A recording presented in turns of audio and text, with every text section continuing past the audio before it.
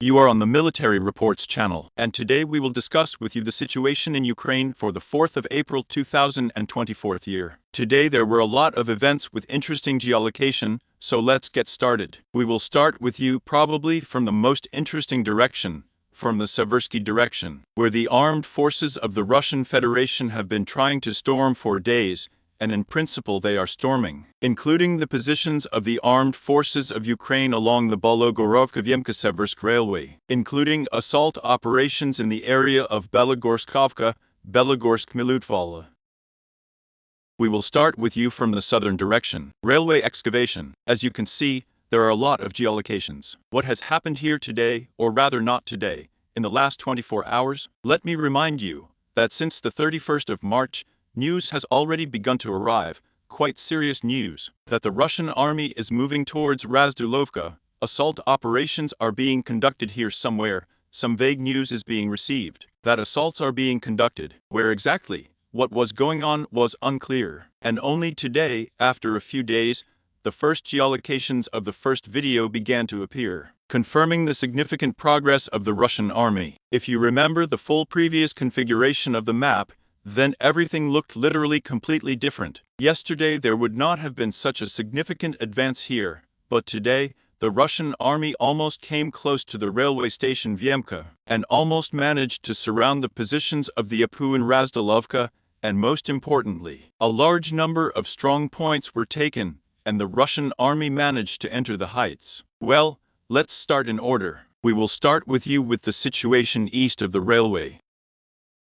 Today, footage of the assault actions of the Luhansk People's Liberation Battalion, Zarya, was published. In these frames, you and I can observe the retreat of the USEV fighters in the number of up to 10 people, in the direction of the north, in the direction of the excavation of Ivan Daryevka. Here are the fighters of the heights retreating, and a little later, in the next episode, in the following frames, we can watch with you how the Russian fighters are clearing a strong point, storming it, and advancing gradually, consistently, moving very carefully, very slowly, trying not to take risks, since there are probably a lot of surprises left. But in general, what can be said about this video? As a result of the fighting, the Russian army established control over the support in the fields between the railway and the heights to the north. As we can see with you, the Afu practically did not offer any resistance, as soon as Russian fighters appeared on the horizon. Most likely the 10th Mountain Assault Brigade decides to immediately set up positions and begins to retreat at a fast run. And during the retreat, the Russian army began to strike artillery strikes with the use of multiple launch rocket systems at the retreating units. Now, if you look at this map, if you see the mouse cursor, this support was taken by Russian fighters during the assault, and then the artillery attack of the multiple launch rocket system begins on positions north of the heights, and so on and so forth. In other words, the progress is quite significant, and I remind you that just the other day, and here are the shots, well, the positions were slightly north of Bologorovka and Berestev. Now the Russian army is already closely advancing further. In other words, these are the first shots that have arrived here. For neutral cartographers, immediately updated the maps, showing the progress. Now let's go with you to the western part of the railway. The footage has already been published here by the Ministry of Defense through official Russian channels. There is a fairly large cutting of frames here, how the assault actions were carried out, and in general, it is very difficult to understand where these actions take place at all for those cuts. However, efforts and great efforts, managed to geolocate individual frames as a whole. Let's take a look at this episode. In these frames, we can see how the Russian landing force approaches the positions of the Afu. Here come the Beks, tanks, there is a landing, there is a fire defeat on the forest belts, in order to suppress the firing positions of the armed forces of Ukraine. After that, the landing party gradually enters the heights themselves, they begin to clean them up, with difficulty, but it was possible to geolocate these spacecraft, geolocate these frames. This is exactly where the fighting took place. That is, if we go back to the map with you, we will take some armored vehicles there, for, let's say, convenience. There are no animations there. In general, the Russian army advanced to Beresta, to these hills, along approximately the following routes. There was a landing here, then the taxi, let's say, turned around and drove back in the direction of Bologorovka. And the same Mary and Berestev. That is, we drove into a position. A landing party landed here, then the Bez returned back. And the landing party gradually began to storm these landings. And as a result of the fighting, these landings were under the full control of the armed forces of the Russian Federation. In fact, this is a significant advance because these are all forest belts. This forest belt, this forest belt, this small section of the front, these forests, these terrain, is located at an altitude from where you previously controlled the full movement and presence of Russian troops by Vizly, and there is a high probability that after establishing control over these heights, the Russian army advanced westward towards Razdulovka, let's say, from the northeast. And there is also a possibility that these forest belts, including heights, were captured by Russian fighters. That is, in general, if such an advance is confirmed, of course. Then an extremely sad negative trend begins to develop for the AFU here, including the danger and risks of a threat of a blow to Razdulovka from the north, from the northeast. In other words, we see with you the advance of the Russian army. At the moment, based on geolocation, general progress, it can be concluded that the main task, the main goal of the Russian army, is to get to the railway station Vyemka, since the initial goal is to take control of this bridgehead, clean it up, gain a foothold on it, and after that further progress will begin. In the direction of Zvinovka, the excavation of Ivan Derevka.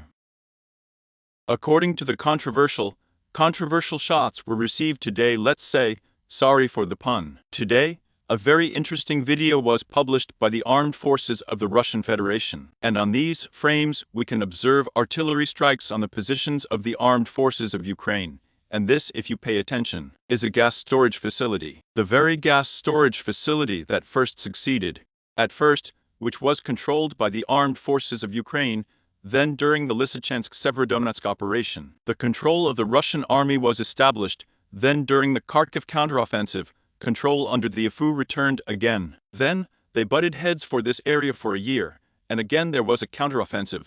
Russian fighters again established control. And today, on the 4th of April, footage of artillery strikes on this area is being published. I do not rule out, perhaps these are archival footage that accidentally got there, because there was no video, no information, no reports, no posts, but a counteroffensive by the armed forces of Ukraine. Therefore, for now we keep the map as it is, but there is an extremely high probability that during some incomprehensible counteroffensive, the armed forces of Ukraine managed to regain control of the completely disputed settlement, and in general, this area may be subject to yellow coloring. Well, we are watching. It's very interesting, but it's not clear yet. Then we go with Verkhnaya Kamenskaya, a locality located between Verkhnaya Kamenka and Seversk, a very powerful fortified area of the armed forces of Ukraine, which, among other things, were repeatedly stormed and tried to take control of Russian fighters, but all to no avail. Today, footage of the arrival of the 1,500 FAB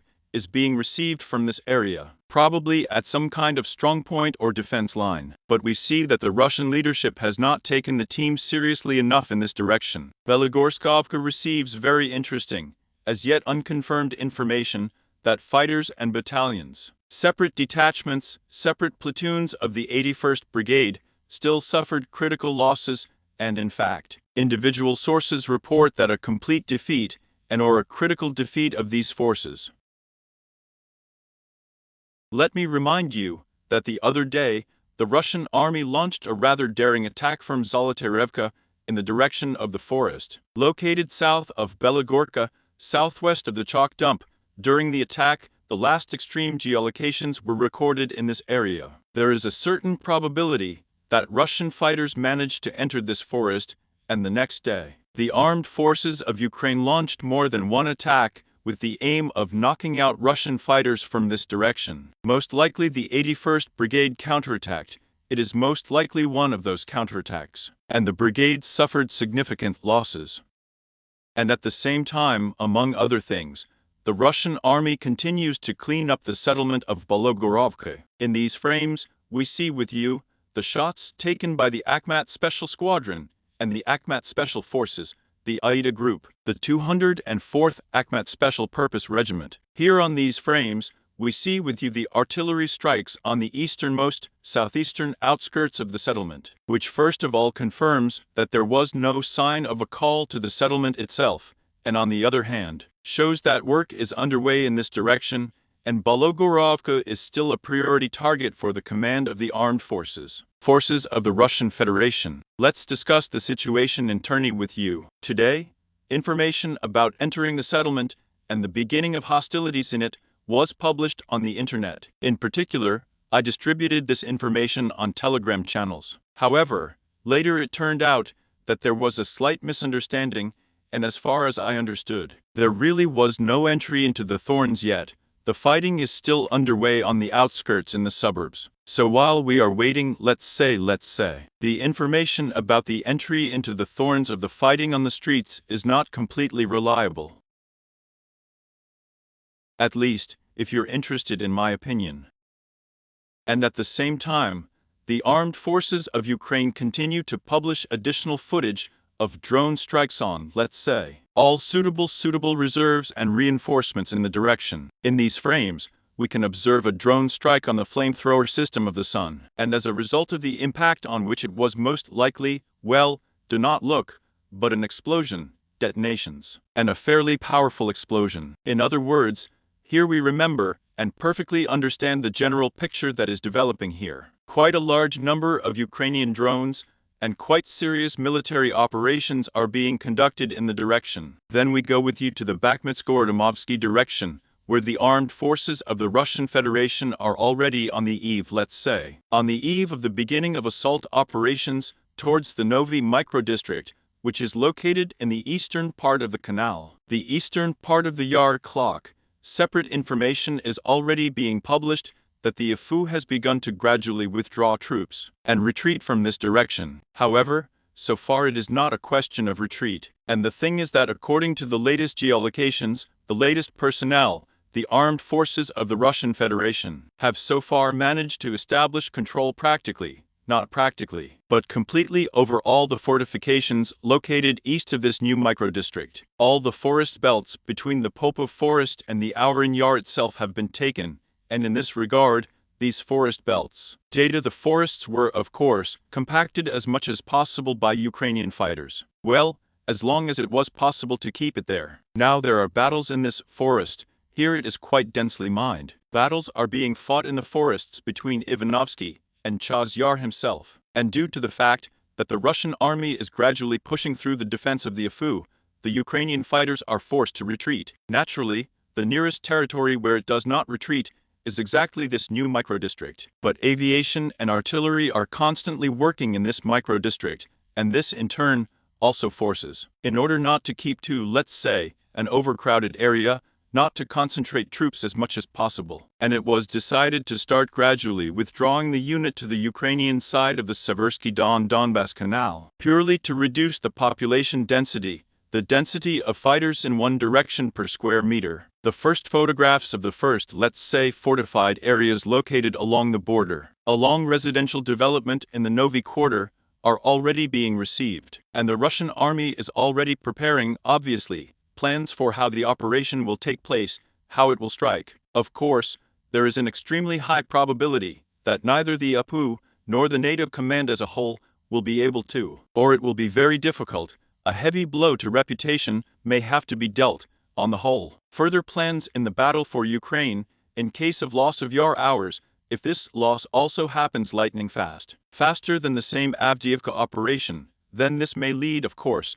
to a complete revision of plans for Ukraine, and in general, further understanding of whether it is worth it, whether it makes sense to but for Konstantinovka, Druzhkovka, Kramatorsk, Slavyansk. According to Kleshchevka, today, the Ministry of Defense provided information, reported that if we take missile defense. Speaking about this direction, the main fighting was conducted over the past day in the Kleshchevsky direction, and we are seeing a large number of shots coming from the front line, sun strikes, artillery strikes. That is, after the Russian army has already left on the outskirts of the Yar Clock, it is now trying to drive up the gray zone. It is clear that there is a redeployment, a regrouping of Ukrainian troops for defense, the natural, let's say the most natural, perhaps the only source of manpower and reinforcements, is the Tik bridgehead, which in general does not have any significance for the USU now, so it is possible that from here, it gradually brings the fighters closer to the hour in the Yar, which in turn creates there are very excellent prerequisites for the Russian command and soldiers and fighters on the ground, to try to set fire to the ground under the retreating regrouping fighters of the armed forces of Ukraine. In other words, we should expect activation here in the near future, especially since information is already being received today about the resumption of hostilities along the Mayorsk Friendship Line. That is, there are separate sections of the Seversky Donetsk-Donbass Canal, which is still under control in the USU, on the Russian side. If we take it geographically, yes, then already apparently in the area of Mayorsk, Azaryanovka, the first attempts have already begun to eat up the gray zone and squeeze out the positions of the APU from this part of the channel. And today there were several news from various independent sources from each other that progress is being noted here, but it is said in the context of progress towards the settlement of Druzhba. It is unclear exactly where they attacked, but in general, it is the intensification of hostilities that is being noted. Again, let's go back to the chapel again. Among other things, shots are published from the height of Bogdanovka. There is one here. In general, the clock operation can be divided into several, let's say, logical elements of some kind, into possibly stages. There are true minimum tasks, there is a maximum task, there is a task there more or less, and possibly different. But in general, for the successful completion of the entire assault operation of the watch, the establishment of full control. Of course, this operation is unthinkable without establishing control over, say, a small crepe, but not a small, seriously fortified Bogdanovka-Kalinovka. If this bundle is not destroyed, then further assaults in the Yar hour will be, well, let's say, heavy, because similar rules apply here, as in Avdiivka, as in Bakhmut. These are, of course, flanking breakthroughs, attempts to encircle the north, an attempt to encircle the south, an attempt to encircle the north, establish control over the main supply routes. And history repeats itself according to the old scheme, as in Avdiivka and Bakhmut. So far, nothing new, nothing more intelligent, reasonable, logical, has been invented. This is the only tactic so far, not to storm head-on, but to break through the flanks. Then, we are moving with you to the Avdiivka direction. There is also a lot of information coming in here, a lot of very interesting news, perhaps sometimes contradicting each other. So let's discuss it. Again, Burdik.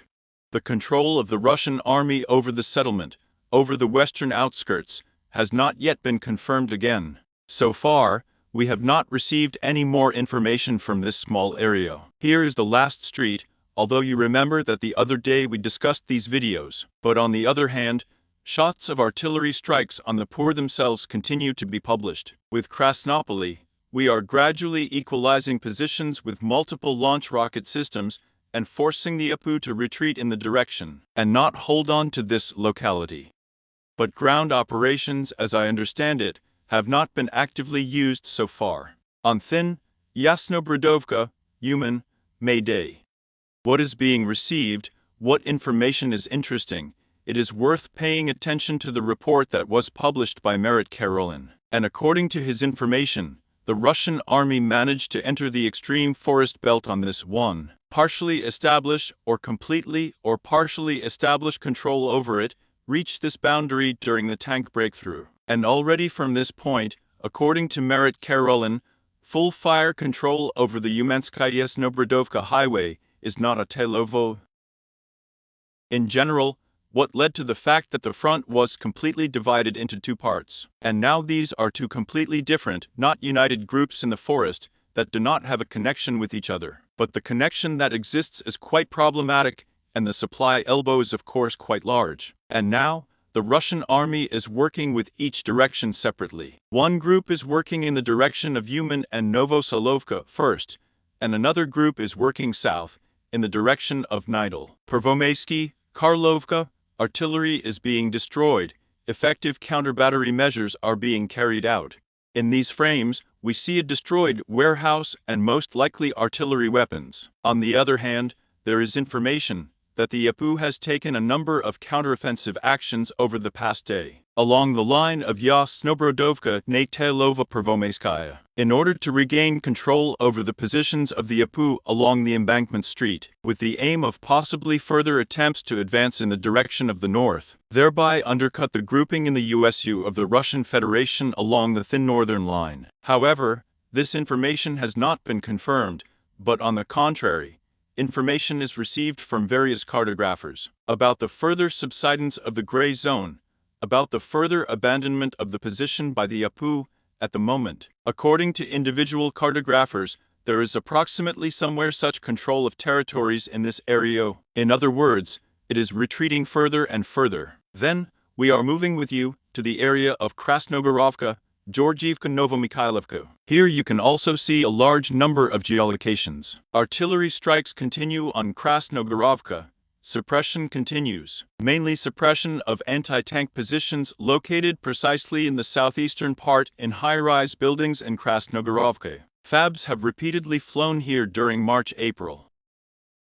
Now they are working here with red fields. They are also working with anti-tanks, guided missiles, with the aim of suppressing firing positions on this south, let's say the eastern part.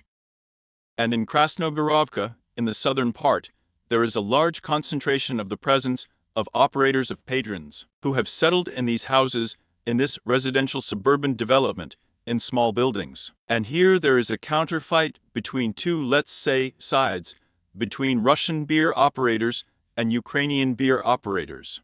To the south of Maly, in the direction of Konstantinovka, counter-battery fighting, artillery duels are being conducted. Positions of the APU are being destroyed. In these frames, let's say, a machine gun position, a machine gun nest of the APU, was destroyed. Here in these frames, you can see, say, the place of concentration and the control point of Baba Yaga's operators. And this, let's say, operation was specially carried out by a small operation locally by Russian fighters to identify exactly these operators. And after the operators were identified, they were hit with the use of a guided missile, most likely, as a result of which this warehouse was destroyed along with the operators.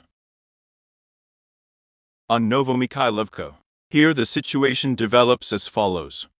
In the course of the fighting in recent weeks, we have seen and noted with you significant progress on the flanks of Novomikhailivka. However, we see that for some reason, the Russian army does not dare to go for the final assault on the settlement itself. And today more and more cartographers, in general, who are engaged in maps, note that the Russian army managed to establish full control over all the dominant heights surrounding Novomikhailivka, and now completely all roads, all supply routes in a fairly large radius are being shot through Pereskovevka, Konstantinovka, Novomikhailivka. And now, well, the situation is, let's say, cheese in a mousetrap. Yes, that is, to go further as well, Novomikhailivka will be captured.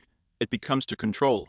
And then what? And then what? Then go to Konstantinovka, start everything from the beginning. Now the APU is still working according to the scheme, that while they are not sparing resources, reserves are being transferred more and more often to the Novomikhailivka area, in order to maintain control over both farms, both over Proskoveka and over the western part of the settlement. This situation is fully exploited by the Russian command, and everything that drives up is regularly destroyed. Let's say it's certainly not thousands, not tens, not hundreds of thousands, but one Hem drove in, another day, 2 Humvees, there's some kind of striker, maybe not a striker, some kind of Beha drove up there, then some kind of passenger car. And all this is gradually being ground up. It's a loss, it's lost, it's a material part, and gradually some kind of assaults. That is, well, losses are constantly going on here. That is, they are certainly not the same as in the Avdiivka-Donetsk direction, but here, among other things, the elite in the forest, the 72nd, the 79th, those that have been standing here since the foundation, are being ground up from the side. Therefore,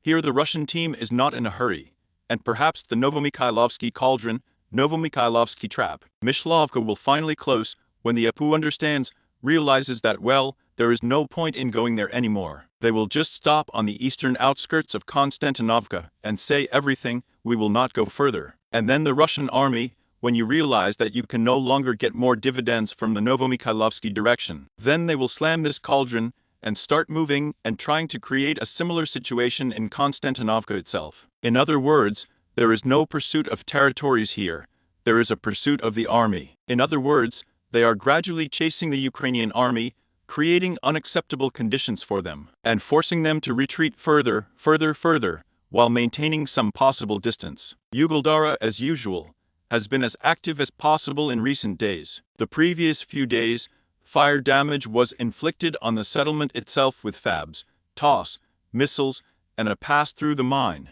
Here in the Vodiane area, and today the maximum number of geolocations comes from the forest belts to the north of Nikolsky. That is, perhaps in the near future, we should expect attempts of assault actions of these forest belts. Then quite important strategic positions here are Viso. In case of successful development, it turns out that there is an exit to the highway to the same mine, an approach to Vodiane from the south. There is a movement to the Vodiane settlement of Sweet. That is, well, there may be an attempt to storm the positions again in the near future. There is already a 72nd Mechanized Brigade here, and in case of successful development and the approach of this area, then here, including from here, the Russian command will be able to cut off the route 0524. And it is already possible to cut off the positions of the Apu in this small artillery pocket to the water. Then you can play here as you like on the part of the Russian command. Any advance even 500 meters in any direction, can simply bring dividends incommensurable there x100. Because here everything is already as tight as possible, settlements are as close as possible to the line of contact. In Russia, there are operational expenses behind us. In principle, a similar story lies ahead. According to the Great Novosolovka, as we communicated and discussed with you in the previous days, the identified position, and now the Russian command is working out the positions as much as possible. The FABs are being used, everything that can only be used is being applied, fire damage is being inflicted, and in general, everything seems to be quite positive. Positive dynamics is developing for the Russian command. After such a short operational pause, the resumption of hostilities is possible. Robin, another day, another hilarity. He just arrives here. Let's say the settlement is gradually being destroyed with enviable constancy. But so far there are no active assaults on the ground. In the Orekhovsky direction, there is no news, no updates over the past day, except for the arrival of one FAB. In, say, the central part, instead of the deployment of personnel of the armed forces of Ukraine, here is the arrival of the FAB, after which the analysis of the consequences and so on. Well, that's basically the whole situation on Earth. There is no news on the Kherson direction, no news on the West Kherson direction. In general, according to the situation along the line of contact, strikes continue to be carried out on the railway infrastructure. Strikes are being carried out on, let's say, 330 and 100 dozen power lines. Here we see along the railway, the same blows were struck in the direction of Kryvyi Rog. Here is a blow to, let's say, we have here. You see, with you, the energy infrastructure has been hit.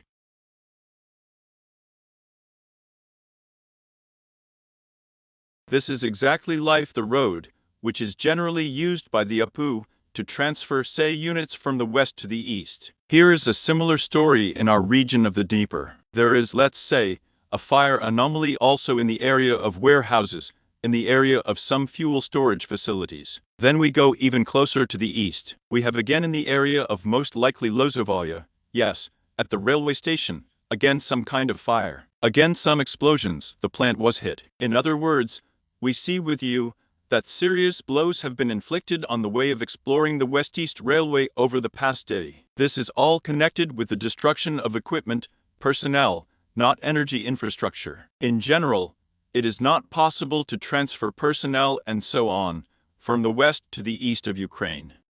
Finishing blows have been inflicted on the Zmyvskaya power plant over the past day. Before that, the department was destroyed. Then, let's say, now, the residual energy infrastructure was attacked, which allows transferring electricity from one part to another.